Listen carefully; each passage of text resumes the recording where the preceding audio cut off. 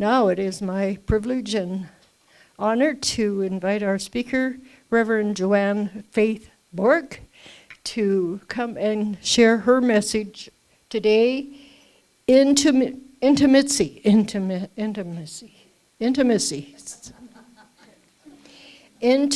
me see. That's probably easier to say. Welcome to the podium. Thank you, Beth.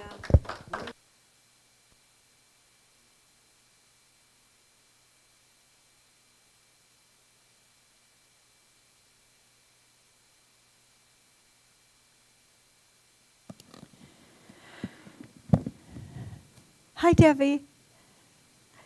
Good morning, beautiful. Now turn around and say that to somebody else. Good morning, beautiful.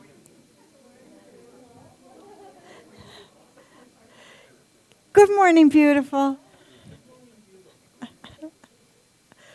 Ah, that makes it better when I get to share it with everybody. Welcome to Center for Spiritual Living, Red Deer. This is a really special weekend because it's Earth Day weekend. So this weekend we live in intimacy with the earth. Today we live in intimacy with ourselves, using vulnerability as a superpower. So today I just invite you to relax, release. I love having those boys, they're so great. And just open yourself to the infinite wisdom and growth that's possible. And embrace this affirmation as your own. I affirm and know there is one infinite intelligence, one power, one presence, one God. In, around, and through all expressing as me, as you, as Mother Nature and Father Sky. In all and through all there is wisdom, power, potential, and I am one with it all. As I move through my day, my week, my life, I declare and embrace my place in life, on the earth, and all the experiences that come with that. I take my cue from nature. Nature is forever replenishing itself with the sun, the rain, the birds, the bees, all working in harmony for success. In my life, there are many things working together for my success and harmony, and I express great gratitude for them all. For this center, for my friends, for the challenges. They are my sun, my rain, and I embrace it and grow in love and harmony. With a grateful heart, I release my word, knowing it is already done in the mind of the one, and return to me complete and overflowing. I let it go, and together we say, and so it is. And now it's our time to become aware of those needing our thoughts and prayers of affirmation. Please bring to your heart all those you wish to send this affirmation to, and include yourself. Today I speak for Roger, for Gail, for John, for Gord, and all those on the list in the social hall that I might have missed. This is their truth.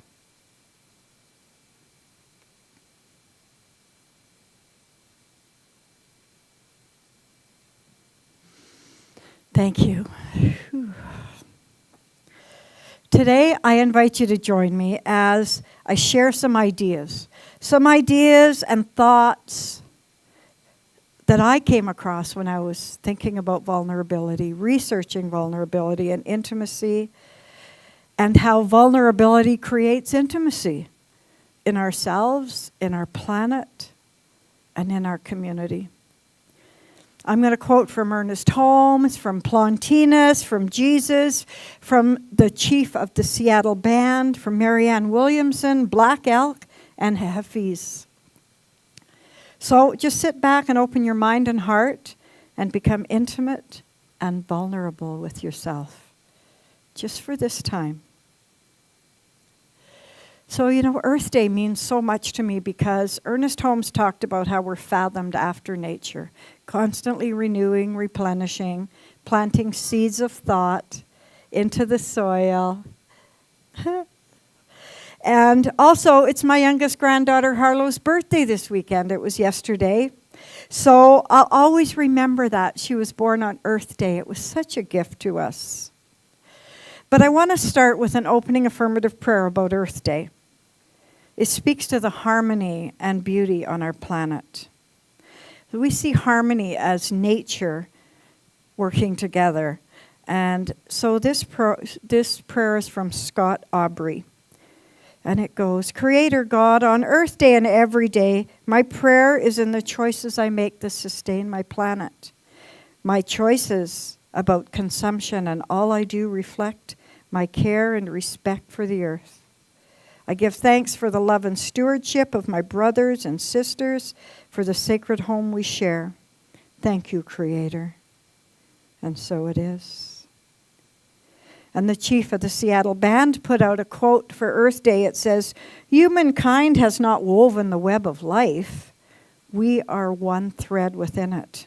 Whatever we do to the web, we do to ourselves. All things are bound together because all things are connected. And when I was looking up other quotes, I came across Hafiz, which I'd never seen before. It says, we are house sitting for God.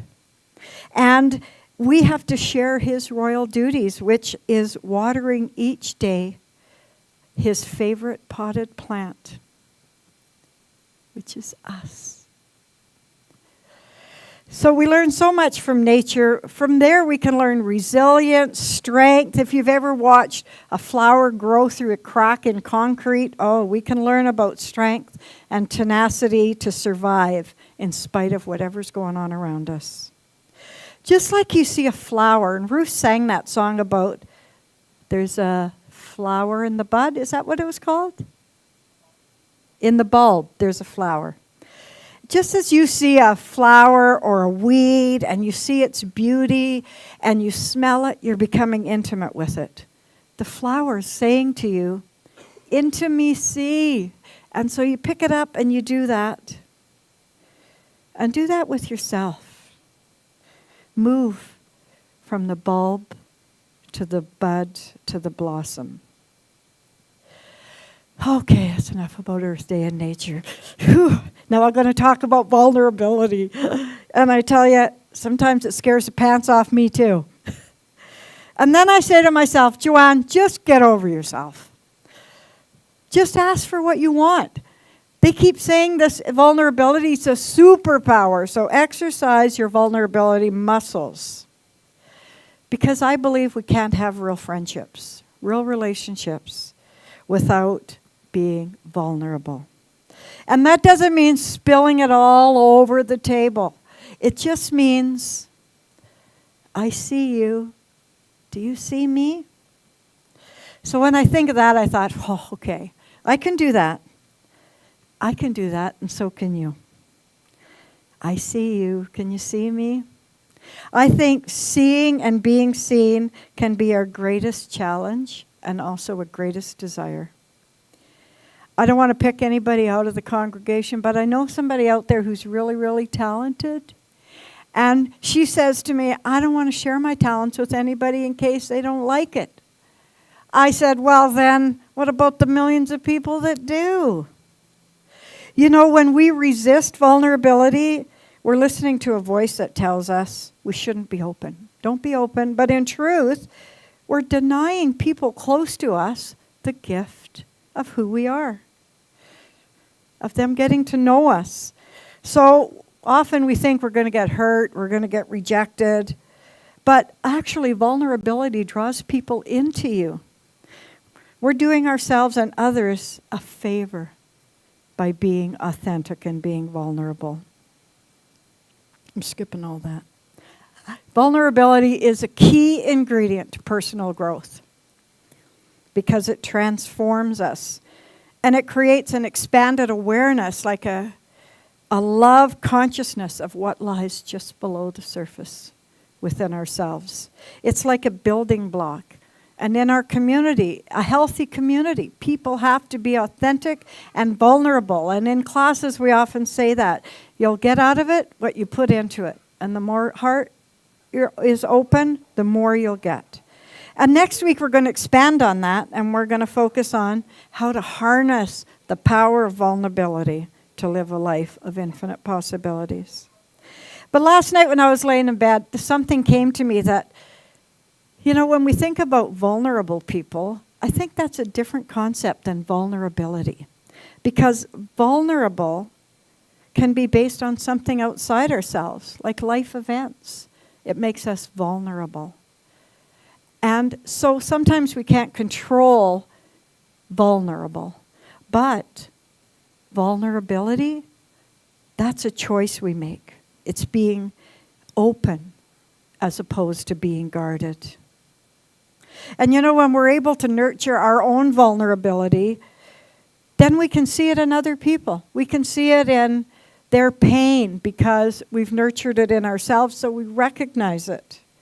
And it makes people belong because they can bring their whole self to us and we create a sacred space. So Science of Mind teaches this principle of oneness. For me, that helps me be vulnerable because I know you're just like me. You hurt just like me. But he also goes on to say oneness isn't the same as sameness. And that really helped me too, because then I don't have to judge somebody and I don't have to worry that they judge me, because we can be one and be all different. Boy, the world needs to hear that 1,000 times. Oneness is not sameness. And Ernest Holm goes on to say, we're an individualized expression of the manifestation of the one. That was food for thought. Oneness does not mean sameness. We are an individualized expression. That was so profound to me, because through my ministry over the last 10 or 20 years, I looked up to other ministers and I thought, if I'm just like them, that's going to be success. If I'm just like them, that's going to be success. And at the end, I just didn't even know what success was because I was measuring against something else. I forgot that oneness was not sameness. And I've had my share of that being judged. And you know why I was being judged? Because I was judging myself. So now I can say, been there, done that. And we used to say, bought the t-shirt. And that's the first agreement. Always do your best. That's all you can do. So last month we talked about authenticity, and this month we talk about vulnerability. And I really think those are two sides to the same coin. And I'm here to tell you that neither one of them can be avoided. You can't go through life without being authentic and vulnerable. It's just a matter of time before you bring them up, put them on the table, and look at them and say, now what?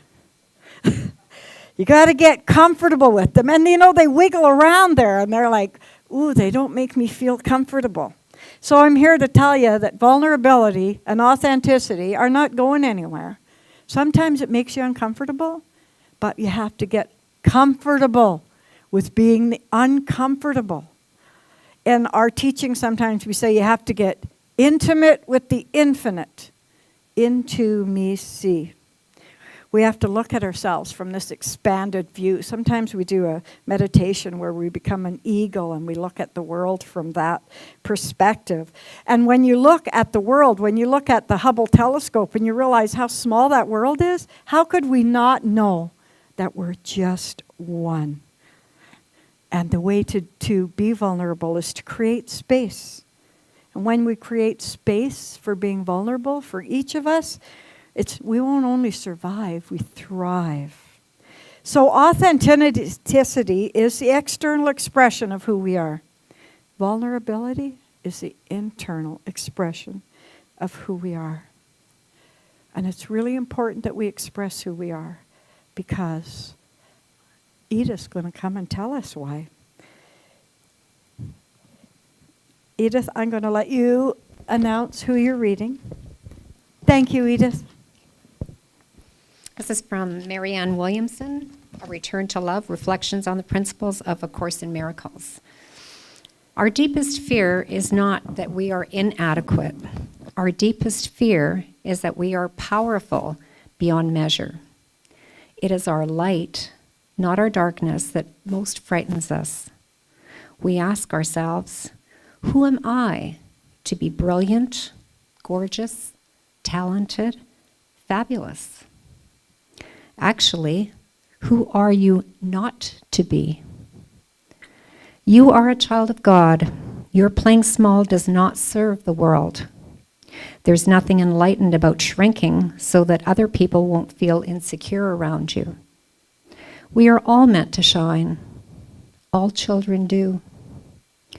We were born to make manifest the glory of God that is within us. It's not just in some of us.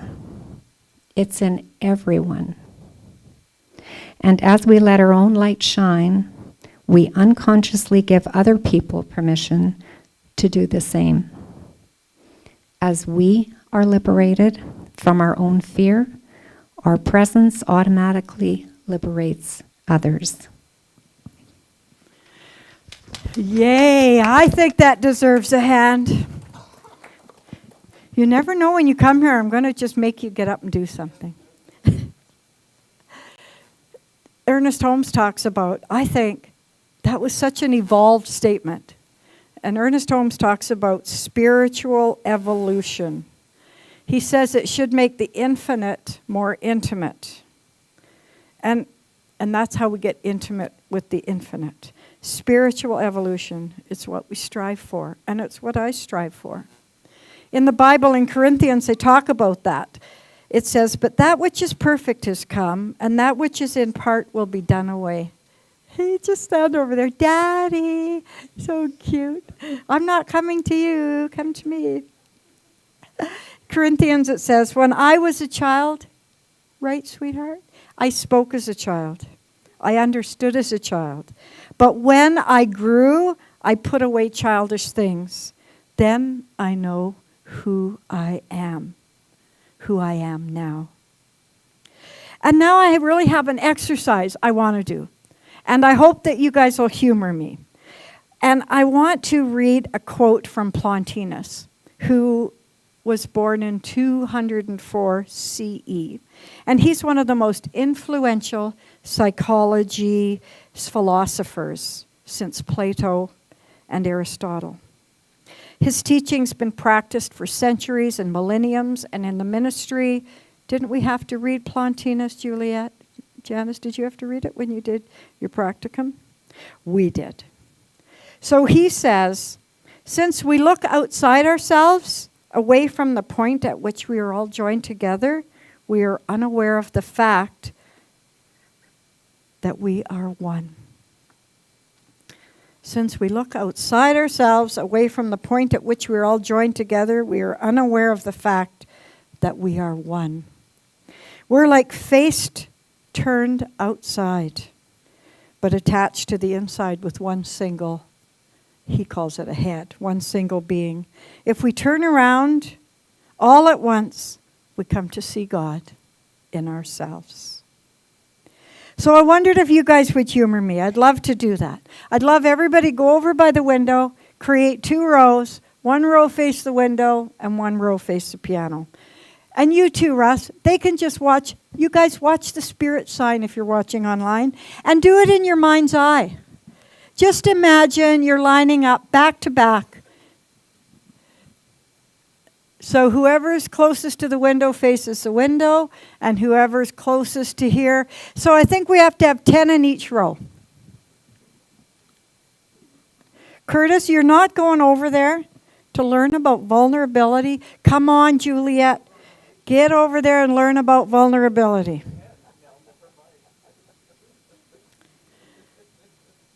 So half of you are facing the window and half of you are facing the piano. I don't want you to be touching yet. Just step a little bit away. Because I just want you to feel how safe it is just standing there, not touching anybody, just being there on your own, and you feel so safe. And now, I want you to join hands with the person beside you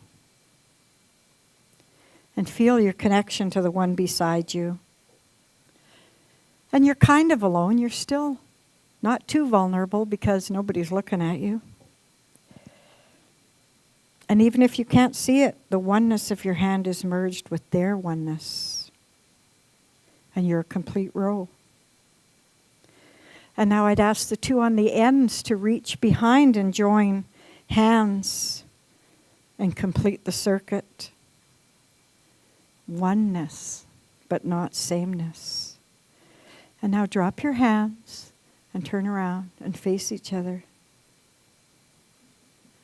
You're pretty close, it's pretty vulnerable, it's intimate, and you're getting uncomfortable.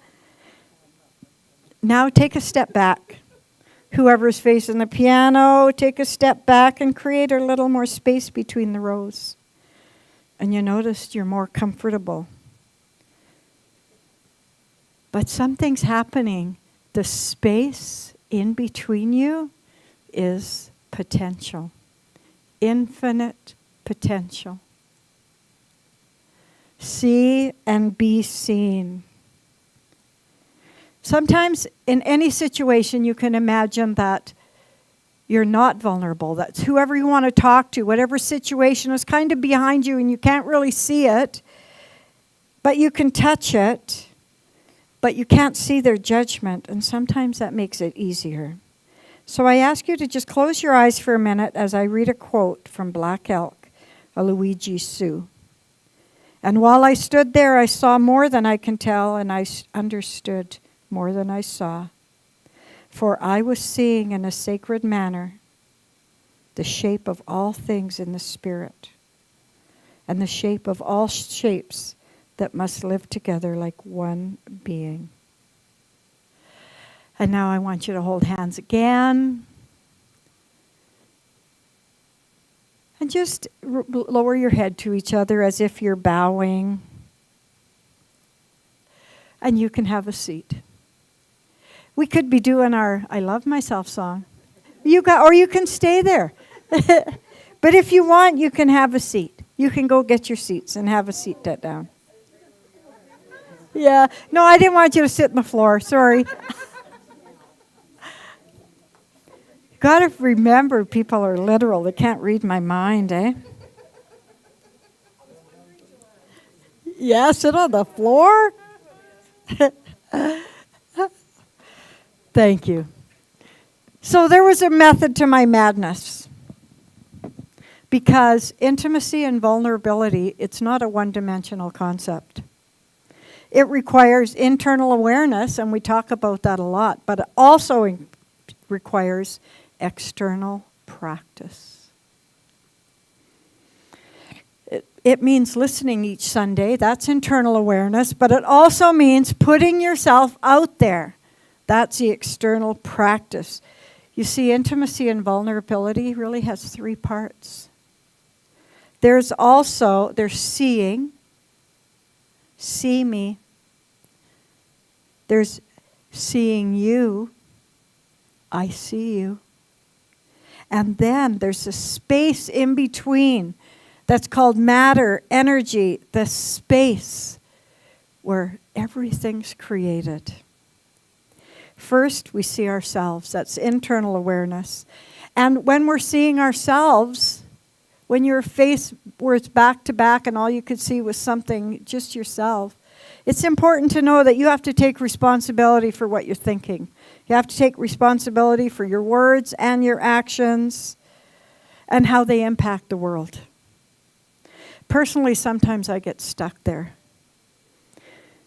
because it's hard to open the gate of acceptance to let myself get uncomfortable with being comfortable. But you know what? It's okay to be uncomfortable. It means you're human. And it means you're evolving if you're uncomfortable. Do you know, I've been diagnosed with perpetual positivity. But the prognosis is good. It's a good prognosis. I've also been told, you're pretty confident. And that word really made me uncomfortable because I thought that was an ego word. And then I thought to myself, actually I was talking to Anna about that. She said to me, you're quite confident. And I said, do you know what? I'm just comfortable with who I am. I'm comfortable with being uncomfortable. And that's where confidence comes from. So that's seeing me. See me. And the next one is seeing others. And seeing others not for who you think they should be or the potential you'll see in the future. I married that guy because he had potential. So I really wasn't seeing him. I was seeing his potential. But if you look at them through your awareness, through your own, and ask yourself, if you were back to back, who would they be? If you were back to back and holding hands, who would they be? And then turn around and see them for who they really are. I think I went through my whole marriage back to back holding hands. And then when I turned around, and I know some of you that have left relationships or friendships, when you see them, you think, what did I see? Like what? And you know what? Most of the time you're seeing potential. But when we begin to see others, like we're face to face, with enough energy between you, enough space to create infinite possibilities, we create this vibration of acceptance, honor, and respect. And we allow others to be vulnerable. Now the third and the most important one was that space, the space between. And it's really interesting because when we create space between people, we invite them to be vulnerable. We invite them to talk to us. That's why it's nice to sit at a table with the table between you or have coffee. It's so much easier to talk about something that's going on in your life if somebody's not right here. But if they're way over there and there's that energy between you, and doesn't happen by just words. You can't just say, oh, I feel your pain. You have to get involved and you have to say, how can I help? How can I support you? And you have to be willing to do it. And you have to be willing to listen. Sometimes people say, how are you? And you want to say to them, do you really want to know? Or you want me to say, good. Do you know, Gord, every day when I phone him, I say, how are you today? I'm pretty good for today. So, he's just living in the moment. I'm good today. I'm good today. And that's vulnerability in action when we create space for community. I want this community to grow. I want to create a space. And in that space, I want it to be full of love and freedom. That's all I want. I don't care if we never make a cent. If people come in here and they feel love and freedom, that's what I want to create. That's my space. And so we teach that. We teach to create sacred space. And I think maybe that space is the soil where we plant our thoughts. When we talk about manifesting anything, you have to have a thought about it. And then you have to believe it, so you have to plant that in your soil, and then it manifests. So I think that is the soil. But I can't be passionate enough about affirmative prayer. Affirmative prayer, affirmative prayer. My friend Kathy in Saskatoon, she calls it positive prayer. She doesn't call it spiritual mind treatment. She calls it positive prayer. And so this is my sales pitch. Practice affirmative prayer or spiritual mind treatment. And it starts with God is the creator of all, beauty, strength, love. And I am. I am the vessel through which that is made manifest. So I am beauty, strength, and love. I know that I am greater than my uncomfortable pieces, that I am, and that is enough. And I say thank you for the understanding to know in truth that we are one. And I release and let it go, knowing my word has power, and so it is. So it is. I'm not done. So I challenge you to embrace this practice. I cut out a whole bunch, I just want you to embrace this practice of vulnerability and intimacy.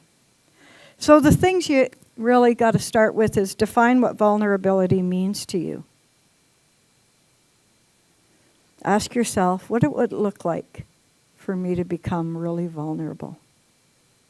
And first you got to get to know yourself. When you express yourself, are you authentic? Are you vulnerable? Or do you tell people what you think they want to hear? Because your natural state is to be vulnerable and intimate. And everything else is something you've manifested. Music is vulnerable. Meditation is vulnerable. And sometimes if you really want to talk to yourself, you can look at yourself in the mirror and talk. Now that could be uncomfortable. But, if you look at yourself and you feel a little strange and it makes you uncomfortable, I know Brene Brown does this mirror work where you say, I love you, I love you. And if it's feeling uncomfortable, great. That means you're being vulnerable and you're doing the work. And see how that feels. And so if you're with somebody that asks you a hard question, ask yourself, how is that feeling inside? Oh, it gives me the willies or the butterflies. Woohoo! That means you're being vulnerable. There's nothing wrong with that because you are created to manifest your truth. And so push yourself outside your comfort zone. Edith, what did you say today? She was talking about seniors and how to improve your memory. Learn something new every day. Or, I was told something. Do something that scares the shit out of you every day. So push yourself past your comfort zone until you're uncomfortable. And you'll know because it hurts inside. It makes you feel uncomfortable and like, woohoo, celebrate that. And then share it with somebody.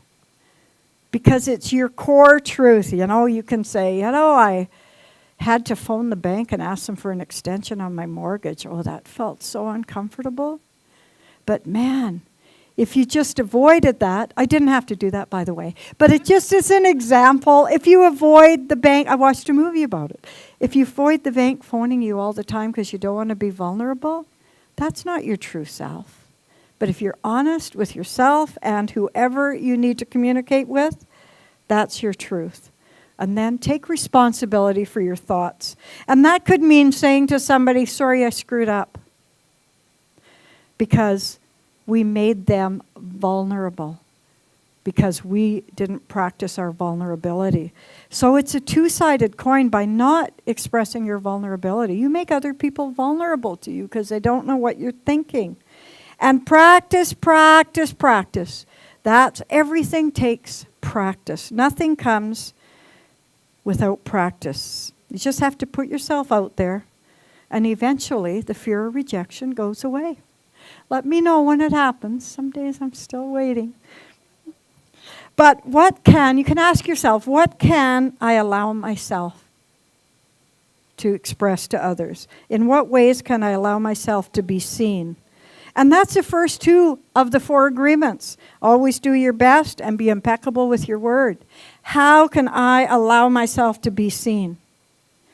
And then, in what ways can I support others in their effort to be seen? The 3rd agreement. Don't take anything personally. Everything people say is because of something in their life. How can I support others in an effort to be seen? And what role does clear communication play in creating space for vulnerability? What role does that space play, which is the 4th agreement? Be critical, but learn to listen. So the affirmation I want us to remember this week is, I allow myself to see and be seen. Let's say that together. I allow myself to see and be seen. And I'm going to break it down. I allow myself to see. I allow myself to see. And then I allow myself to be. I allow myself to be. I allow myself to be seen. Allow myself to be seen. Thank you. Have a blessed week. I'll see you next week as we embrace personal transformation through the superpower of vulnerability. I'm Reverend Joanne Faith, Peace and Love Boruck. I am intimate with the infinite, and I'm comfortably uncomfortable. I allow myself to see and be seen, and so it is. And now